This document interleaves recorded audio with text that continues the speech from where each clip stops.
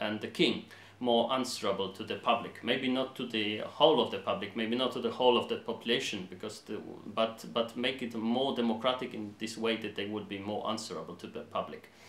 And they were really trying to cut off some of the privileges of the crown, and they were trying to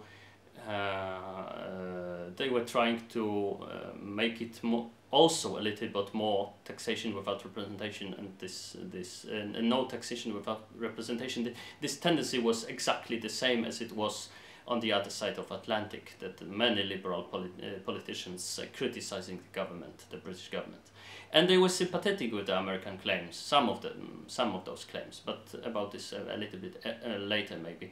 So they were trying, they failed, but still they were trying to make the British government more answerable to the public opinion, to the liberal public opinion.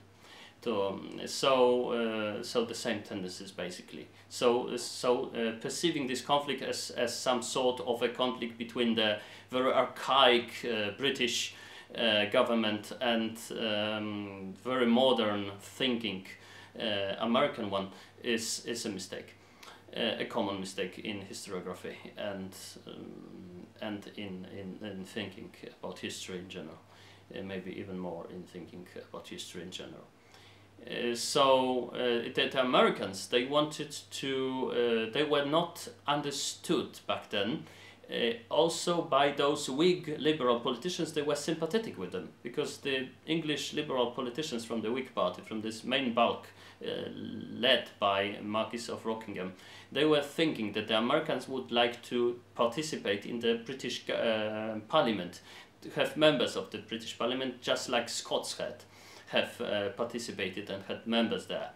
And they wanted to, they understand that the Americans claim to, this American claim of no taxation with representation, that would mean that they would send from across the Atlantic some of their representatives to the British Parliament at Westminster. But this was not the American claim at all. The Americans in their colonies, every colony has a slightly different slightly different political system, and they also had different legislatures, different legislative bodies. For instance, in Virginia, the most powerful colony, from which was Jefferson and Washington, they had this institution, this legislative body that was called House of Burghers. That was something like a miniature of the British Parliament, and they were implementing, they were making the laws for the colony.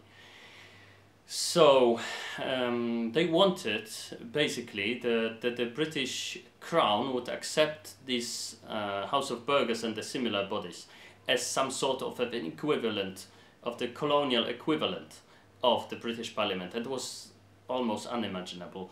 It was almost treason. It looked like treason of Britishness, even for the British liberals. So it was very the British liberals couldn't really believe it, that the Americans really wanted that.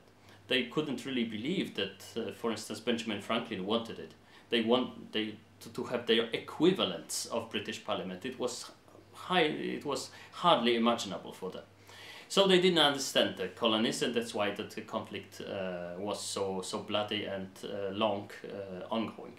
So about the conflict itself, about the fighting, this is very also maybe interesting, because the British had a professional army dressed like this, and they were basically all in red coats, except some regiments of dragoons which used to wear green colors. But so the red coats was a professional army, whereas the Continental Army was the army of peasants, as the British used to say, and they even criticized the American colonists that they are so unsophisticated peasants and so on. It was, for instance, the Yankee Doodle song was previously an anti-American one, a British anti-American satirical song.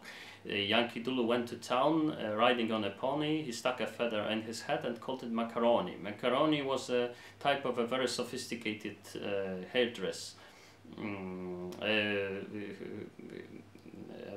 hairstyle in those times, and of course they were